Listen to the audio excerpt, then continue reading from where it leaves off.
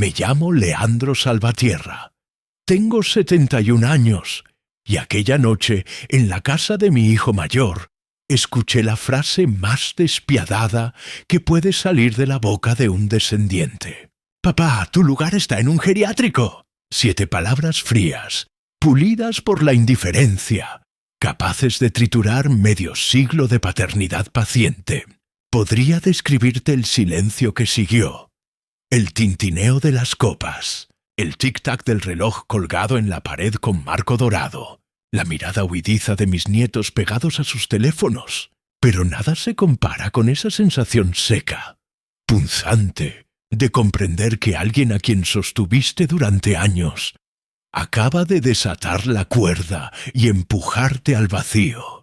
Lo que Bruno, mi hijo menor, nunca sospechó es que, para cuando abrió la boca, yo llevaba 6 meses organizando una jugada meticulosa, legal y quirúrgica, que les iba a reordenar la vida a todos.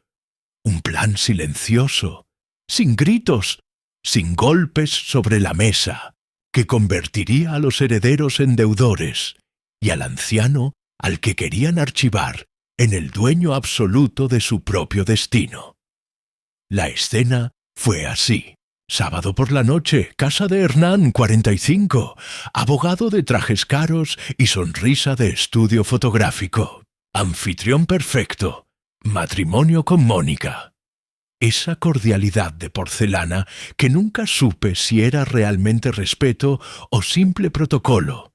Encaje turcio, Ney. Mantel planchado, velas en el centro, música de jazz lo suficientemente suave como para creer que ahí adentro no ocurriría ninguna violencia. Habían dicho que era una cena por mi cumpleaños 71, pero el perfume de lo inevitable ya flotaba en el aire. Estaban los 3. Hernán con su familia, Camila, 42, con Mauricio, dentista de gesto blanco, y Bruno, 38, con su novia, una mujer espectacular de revista, más pendiente del ángulo de la cámara que de los nombres de la familia. Los 6 nietos presentes, todos con el pulgar ejercitado, deslizando pantallas como si la sala fuese una estación de tren donde las personas pasan y el único paisaje interesante ocurre dentro del vidrio. Hernán inauguró el tema con su tono de voz, de audiencia conciliatoria, esa voz que le enseñó a los jueces y a los clientes. Me llamó papá querido, y con una amabilidad que parecía terciopelo, anunció que ellos habían estado conversando sobre mi futuro. ¡Qué palabra tan grande en una boca ajena! ¡Mi futuro! Lo dijo cuidando la dicción, como si la elección correcta de un adjetivo pudiera enmascarar la intención. Según sus cálculos, vivir solo en una casa tan amplia dejaba de ser conveniente a mi edad. Camila agregó con una sonrisa de publicidad de seguros que nadie ponía en duda que yo fuese independiente, pero que la compañía diaria es una necesidad y que a veces la dignidad también consiste en aceptar ayuda. Podría habérmelo tomado con humor si la hacienda que pretendían ordenar no fuese mi vida. La casa de la que hablaban, mi casa, la compré en 1986, con el salario de 20 años como contador. Allí criamos a Hernán, Camila y Bruno. Allí cuidé a Luz, mi esposa, durante 48 años, cuando la enfermedad decidió entrar sin invitación y quedarse de pie al lado de nuestra cama. Cada ladrillo guarda una escena. Cada puerta tiene la altura de un niño marcada con lápiz en el borde interno. Cada ventana recuerda la sombra de mis hijos corriendo con frazadas como capas de superhéroe. Yo dije que estaba bien, que me bastaba y me sobraba para manejar la rutina, que mi cabeza estaba más clara de lo que ellos creían. Mónica, con esa amabilidad filosa, recordó un par de anécdotas. Las llaves olvidadas dentro del coche una tarde, una confusión con las pastillas de la noche, pequeñas torpezas convertidas en jurisprudencia emocional para declararme incapaz.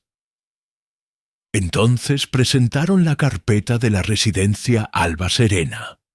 Jardines, talleres, enfermeras de sonrisa amplia, habitaciones con cortinas color pastel. No era una propuesta, era un veredicto leído con voz dulce. Yo no discutí, simplemente devolví los folletos apilados. Pregunté si ya lo habían conversado entre ellos. Hernán hizo un gesto que quería ser compasivo. Camila dejó caer que a veces los hijos tienen que tomar decisiones responsables. Bruno, que llevaba media hora sin hablar, inclinó el cuerpo hacia atrás y, como si me acomodara en un cajón, soltó: «Papá, tu lugar está en un geriátrico. Ya no sos útil, sos un tema que resolver». No hubo cuchillos ni relámpagos, apenas el choque sordo de una silla contra el piso cuando me puse de pie para tomar el abrigo. Agradecí la cena con una cordialidad que los descolocó y salí a la vereda como quien se quita del hombro un peso que llevaba años ahí sin reconocerlo. Si querés entender el resto, tenés que saber quién fui y qué hice con cada día de mi vida, mientras ellos me confundían con un jubilado ordenado y poca cosa. Fui contador 4 décadas y media, sin autos de lujo, sin relojes de oro, sin vacaciones extravagantes. Cada bono, cada aguinaldo, cada moneda que quedaba suelta iba a parar al mismo sitio.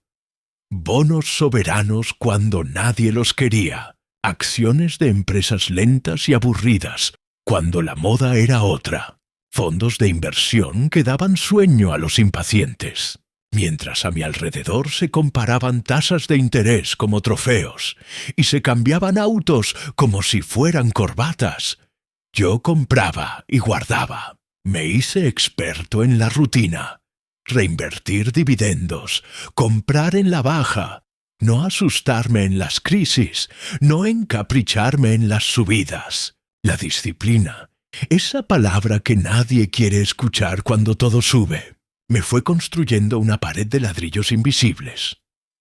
Cuando a Luz le apareció la enfermedad, mis hijos preguntaron con razón cómo íbamos a costear lo que venía.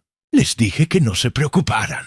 Pagamos médicos, clínicas y tratamientos sin deuda, sin mendigar, sin rifar la casa. Luz se fue en paz hace 2 años, sin saber que yo tenía, apenas terminado el duelo, $3.800.000 en papeles tan poco glamorosos como eficaces, más 2 departamentos alquilados y un local comercial que siempre estuvo lleno. No lo conté, no me gustan los números contados en voz alta.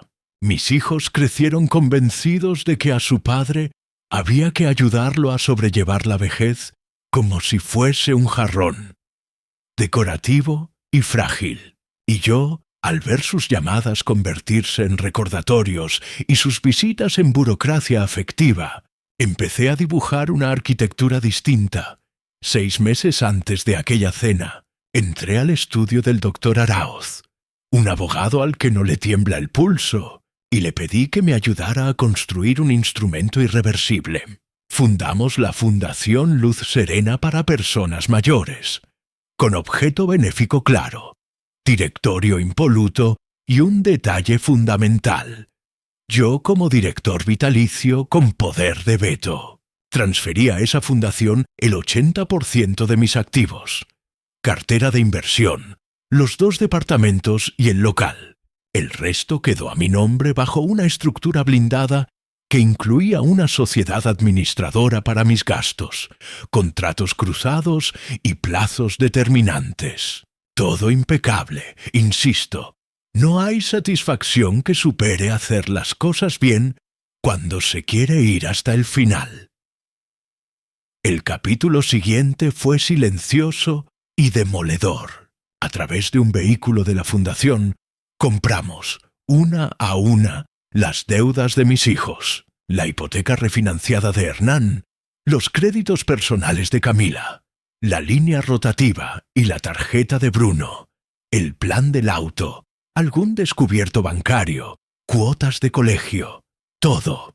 En una semana, y sin levantar polvo, los bancos dejaron de ser sus acreedores, y la fundación se convirtió en el nuevo nombre que aparecía al pie de las boletas. Además, cada vez que en esos meses me pidieron una mano para renovar la oficina, para tapar un bache, para adelantar gastos, firmamos papeles. Yo presté con afecto, sí, pero con pagarés, contratos sencillos, intereses simbólicos, domicilios constituidos y fechas. Nada de trampas, solo adultez puesta sobre el papel. Cuando aquella noche Bruno recomendó que me guardaran en un geriátrico, ellos ya me debían, sumando las cesiones de crédito y los préstamos directos, poco más de $2.100.000. Volví a casa con una serenidad que me sorprendió. Me serví un whisky. Respiré profundo ese olor a madera que Luz acarició 1000 veces con cera y marqué 3 números. Primero hablé con Aráoz. Activamos la segunda fase. Enviamos las notificaciones de sesión y los reclamos de pago con firma electrónica y entrega segura.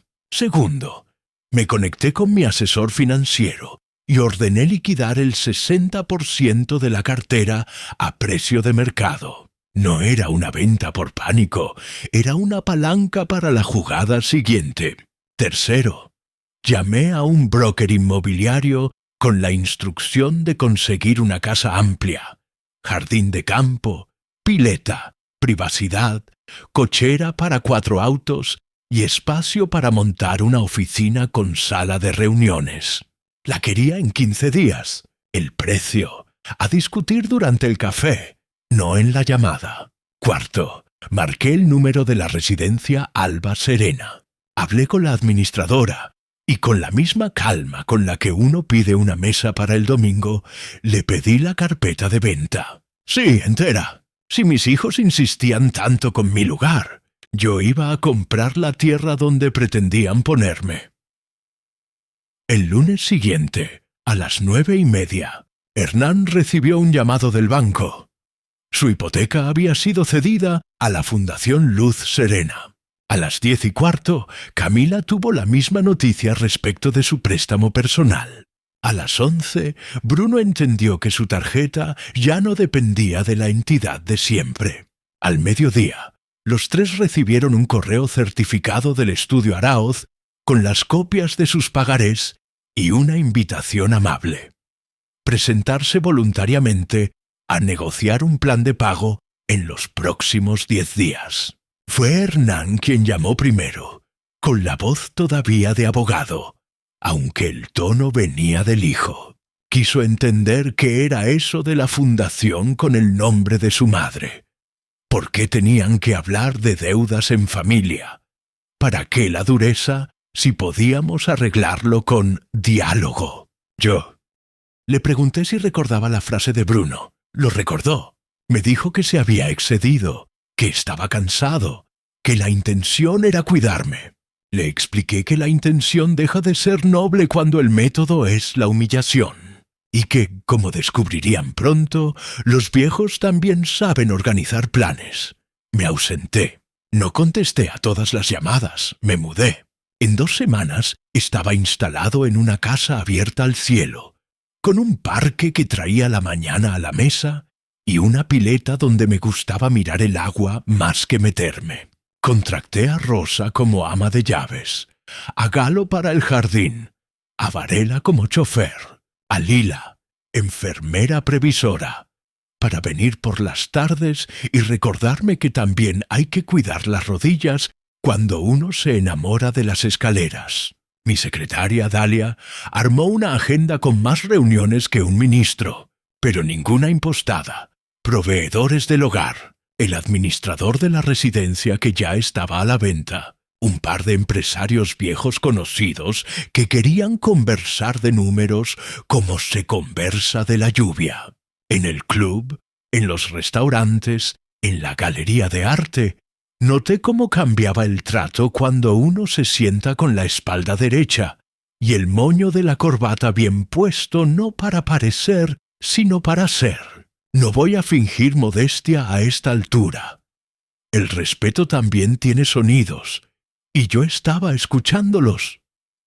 Un mes después de aquella cena, hice algo que cualquier versión joven de mí habría considerado un exceso. Organicé en casa una velada para presentar en sociedad la Fundación Luz Serena.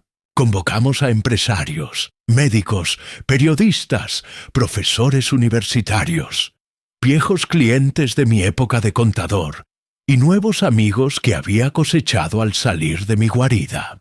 El catering más serio, música en vivo, una iluminación que hacía brillar el parque, como si el pasto se hubiese aprendido de memoria un poema. Yo quería hablar, pero también quería que el mensaje flotara en el aire, que se entendiera sin dedos levantados. Envié invitación a mis hijos, con el mismo tono que se invita a un cumpleaños infantil, sin trampas, sin letra chica. Llegaron puntuales y desconcertados. Los hice esperar en la sala de piano hasta el momento del discurso. A las 10 subí a un pequeño escenario improvisado con madera clara. Agradecí, conté quién fue Luz. No hay fundación ni plan que valga si uno no nombra a quien le torció el rumbo a su vida. Y expliqué la razón del proyecto. Dijimos que queríamos ayudar a personas mayores que habían quedado solas. No por tiempo ni por distancia, sino por abandono emocional. Dije que eso tenía costos, que las soluciones reales piden dinero, gestión y perseverancia. Luego conté la anécdota sin dar nombres. Hablé del «tu lugar está en un geriátrico», de cómo esa oración te puede tirar la casa encima. Hubo risas incómodas y cabezas que se negaban a admitir que reconocían el cuento. Entonces pedí que entraran Hernán, Camila y Bruno. Caminaban como si hubiesen practicado un paso de penitencia. Dije sus nombres, nombré sus profesiones. Repetí la frase, esta vez en primera persona. Mis hijos me dijeron... No los insulté, no los humillé. Señalé la residencia comprada esa mañana y las llaves recién pulidas. Anuncié que sería gobernada por un programa específico. Prioridad para adultos que hayan sido maltratados por su círculo íntimo. Aplausos, murmullos, alguna lágrima de alguien que se miraba en el espejo de otra familia. No era un circo, era el comienzo del arreglo. Saqué 3 sobres. En uno estaba la liquidación total de lo que cada uno me debía si querían cerrar ahí mismo el capítulo. En el otro, la descripción de un procedimiento de quiebra personal que, sin cárcel ni gritos, iba a devolverlos a una vida sin extras ni atajos. En el tercero, una propuesta de trabajo. Creé una consultora de finanzas y procesos para empresas medianas, con oficina en el ala oeste de la casa, y necesitaba 3 posiciones con nombre y apellido. Hernán como asesor legal interno, ya sin el brillo de su placa en el edificio, con sueldo de estructura y horarios de oficina. Camila como responsable de gestión administrativa, esa habilidad que siempre tuvo para ordenar el caos, ahora puesta a prueba donde importa. Bruno como jefe de operaciones y movilidad.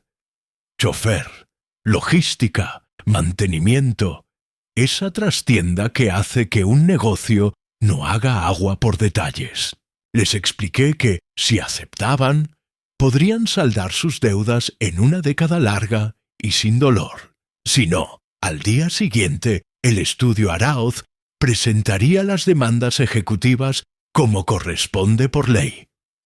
Eligieron quedarse.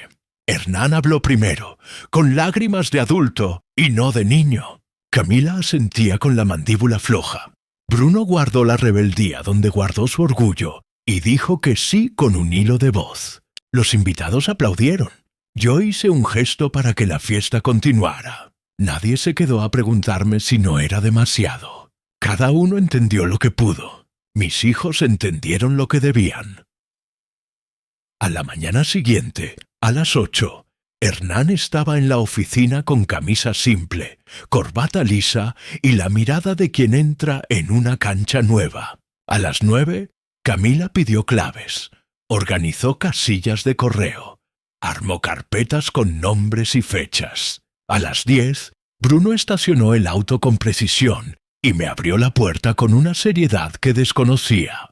Un mes después, la maquinaria ya giraba con ritmo. Hernán revisaba contratos, redactaba notas legales, componía acuerdos que otros firmaban y entendió el valor del trabajo sin aplausos. Camila volvió eficiente cada hoja.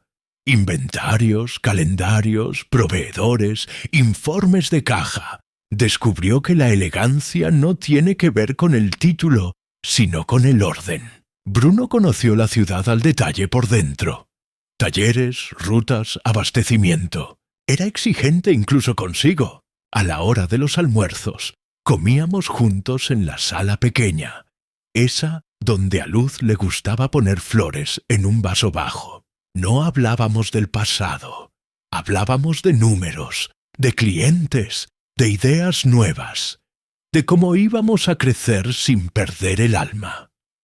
Lo que cambió de verdad no fueron los sueldos ni los roles, fue el eje.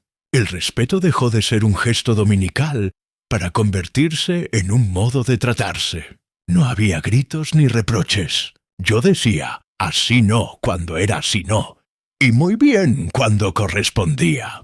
Ellos comenzaron a pedirme opinión con deseo de escucharla. El dinero dejó de ser delante de ellos una promesa lejana, y se volvió un tablero con reglas. Pedían permiso para vacaciones como quien conversa con un socio.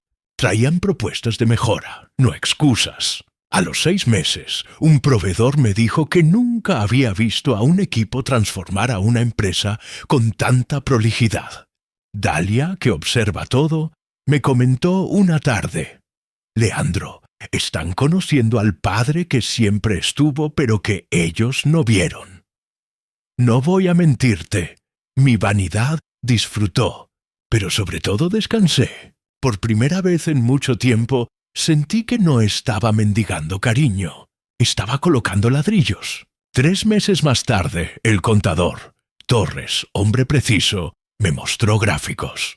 En un semestre, la firma creció un 38%, con menos errores, más plazos cumplidos, menos morosidad, más recomendaciones. Hernán había traído 2 clientes importantes con su reputación ordenada. Camila había eliminado duplicaciones que costaban dinero. Bruno tenía las unidades alineadas como un escuadrón. Yo pensé, la eficacia es una forma de pedir perdón. A los 12 meses de trabajo, los cité a cenar en la mesa chica de la casa nueva, sin mantel de gala. Puse el plato preferido de Hernán: pastas con salsa sencilla. El postre que a Camila le recuerda a su abuela, flan casero. Y ese pan que Bruno devora, incluso cuando dice que no comerá harina. Les recordé la escena del geriátrico, no para reabrir la herida, sino para medir el camino. Les pregunté cuánto habían pagado ya de su deuda. Ellos sabían los números. Quedaba un saldo abultado, una carrera que, aunque llevábamos ventaja, todavía exigía piernas. Sobre el aparador 3 sobres. Ellos ya sabían que mis sobres traían giros. Abrimos. Era un perdón pleno y condicionado. Les expliqué despacio. Levantaba la totalidad de la deuda, convalidadas las lecciones, bajo condiciones simples y duras. La primera, nunca más faltarme el respeto, ni a mí ni a ningún mayor. Si eso ocurría, las viejas deudas volverían a respirar. La segunda, continuar en la empresa, ahora como socios menores con participación real en las utilidades. 20% para Hernán como director legal, 15% para Camila en administración, 15% para Bruno en operaciones. Yo me quedaba con el 50%, capital inicial y riesgo permanente. Pero a partir de ese día, los 3 dejarían de ser empleados para convertirse en parte del pulso. La tercera, los domingos serían míos con mis nietos. No quería verlos solo en fotos. Los quería aprendiendo a barajar escuchando los cuentos de Luz, sabiendo cómo se prepara un buen guiso y cómo se arma un contrato de alquiler sin engaños. La cuarta, la más importante para mí, firmar un compromiso de cuidado. Si el cuerpo algún día me cobraba intereses altos, si de verdad necesitaba ayuda para levantarme, para caminar, para recordar, ellos se turnarían para asistirme en mi propia casa. No quería ni héroes ni mártires. Quería por primera vez exactamente lo que ofrecí toda la vida: cuidado. Firmaron con lágrimas colgando del mentón. Nos quedamos conversando hasta tarde, con esa paz que da haber dicho lo necesario. En algún momento conté un detalle más. La residencia, la vieja Alba Serena, era rentable. La habíamos modernizado, profesionalizado y daba una ganancia anual respetable. Decidí destinar ese flujo a un fideicomiso familiar, con un destino transparente: mis nietos. A los 25 años, cada uno recibiría una suma inicial para estudiar, emprender o viajar, pero con una condición escrita en letras claras. Antes de recibir un centavo, debían hacer 100 horas de voluntariado en la residencia y cursar un taller de finanzas personales. No quería millonarios jóvenes sin brújula. Quería jóvenes que supieran lo que cuesta llenar un vaso de agua y lo rápido que se vacía si uno hace agujeros. Mientras la firma escalaba, mi vida privada se llenó de un aire nuevo. En una gala de beneficencia conocí a Magdalena, 64, profesora universitaria jubilada, mente afinada y mirada que no perdona frases mal armadas. Me dijo que había leído mi historia en una revista local. En vez de juzgar, me preguntó por los paraqués detrás de cada decisión. Cenamos. Descubrimos que compartíamos la devoción por los libros subrayados y por la gente que llega a la hora que promete. 6 meses después, me propuso casarnos con una franqueza que me robó la respiración. Lo hablamos con los chicos. Ya no eran los chicos en diminutivo. Eran socios y eran hijos. Magdalena y yo nos casamos en el jardín, bajo una higuera. Vinieron todos: familia, empleados, vecinos, un par de músicos que tocaron el vals preferido de Luz. Magdalena insistió: no hay amor que no respete lo que vino antes. Durante el brindis dije algo que en realidad había escrito pensando en mí mismo. El respeto no se ruega, se construye con decisiones que duelen y sostienen. Con el tiempo, comenzaron a invitarme a dar charlas. No por los millones. No soy el más rico de la ciudad, ni me interesa correr esa carrera, sino por la historia. Un hombre mayor rechazado que se niega a ser archivado, que organiza sus papeles, que sanea su entorno con la precisión de un cirujano. Me preguntaron si no fue demasiado. Respondí que más extremo que comprar una residencia es que te quieran guardar en una porque sí. Me preguntaron si me arrepentía. Respondí que sí, de haber tolerado comentarios sutiles durante años. Nadie aprende cuando todo es fácil. A veces el amor, para ser amor, necesita disciplina. Hernán cambió, dejó la arrogancia del abogado protagonista y se convirtió en un jurista serio que disfruta ganar por prolijidad, no por bravuconada. Camila encontró su orgullo en la excelencia silenciosa. Bruno, el rebelde, el que decía que la vida es ahora y que el ahorro es para aburridos, se volvió la columna vertebral de la casa y de la empresa. Si algo anda, es porque él lo revisó 2 veces. Una tarde, cuando me dejaba en la puerta de una reunión, me dijo sin mirarme que todavía sueña con aquella frase del geriátrico y que cada día maneja como para borrar 1 centímetro más de esa escena. Le respondí que no hace falta borrar, que el aprendizaje también se apoya en lo que duele. Lo vi apretar la mandíbula y asentir. Bruno aprendió a pedir perdón con actos, y eso vale más que cualquier discurso. Los domingos de nietos fueron las reuniones más serias de mi semana.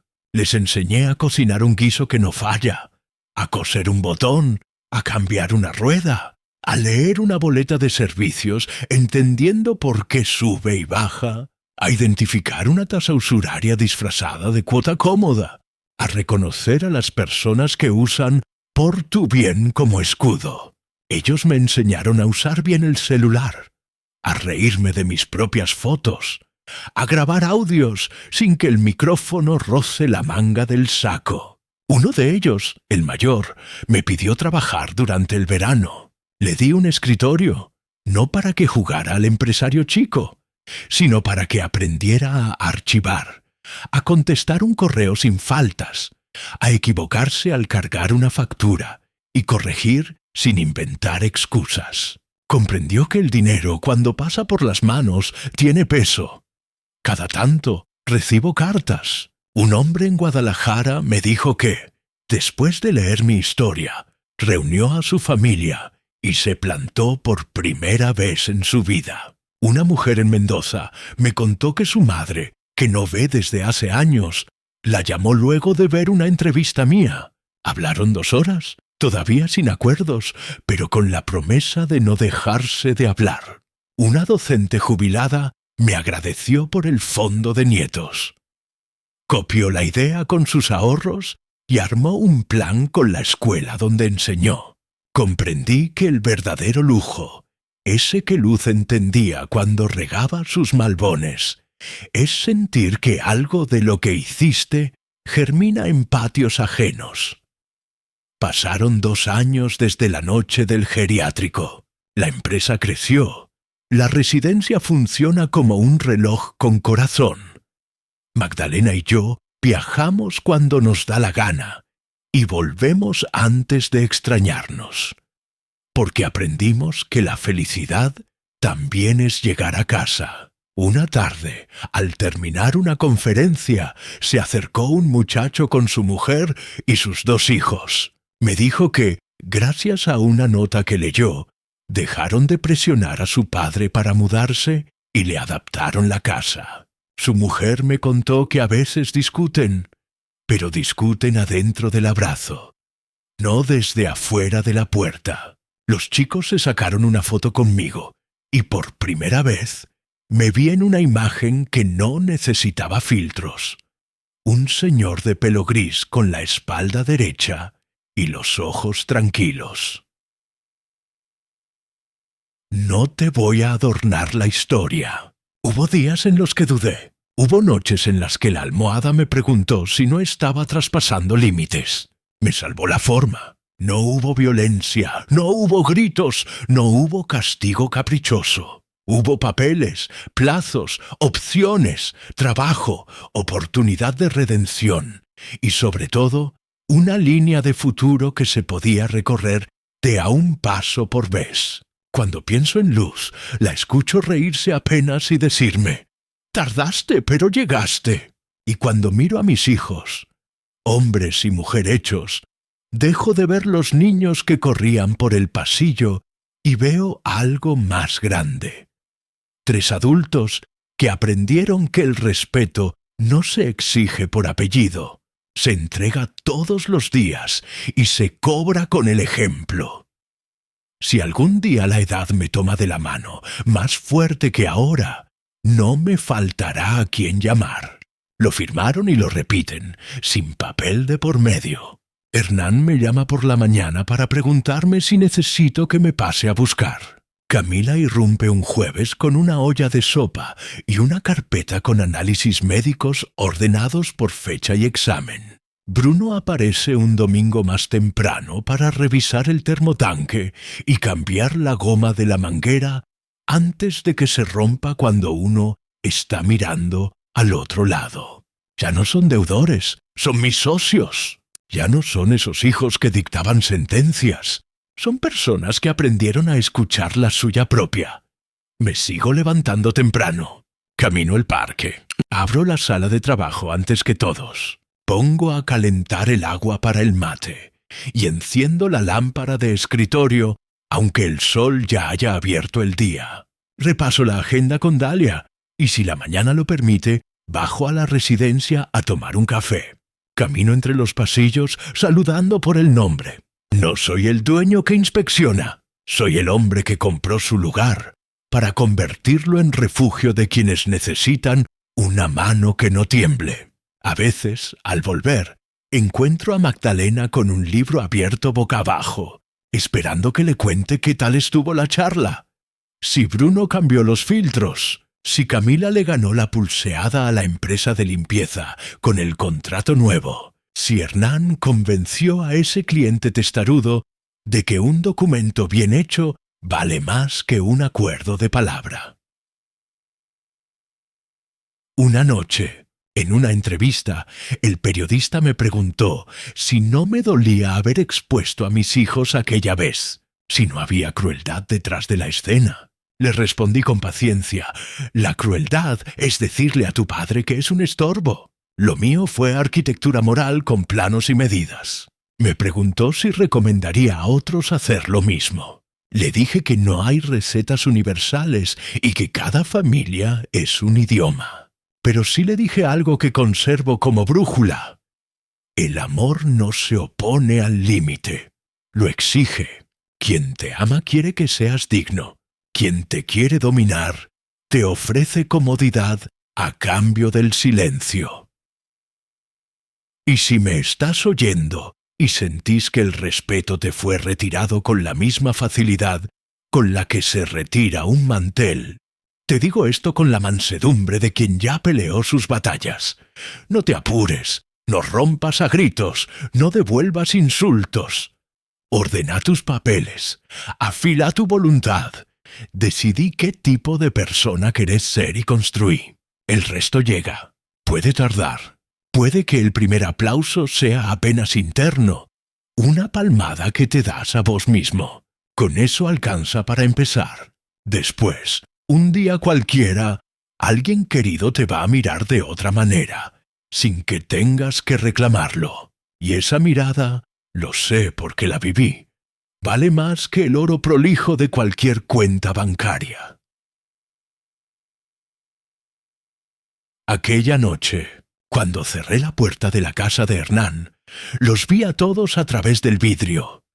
Formas que continuaban masticando, risas sumergidas en un silencio espeso, un cumpleaños sin torta. Hoy, cuando cierro la puerta de mi casa, escucho pasos que llegan, voces que preguntan si hace frío, manos que alcanzan platos y papeles que esperan firmas que comprometen futuro. No sé cuánto tiempo me queda. Ninguno lo sabe. Pero sí sé el modo. Y el modo es así: espalda recta, papeles en regla, voz calma, afecto sin deudas y, si alguien osa repetir que tu lugar está en un geriátrico, sonreír con todos los dientes y responder: mi lugar está exactamente donde yo decido estar.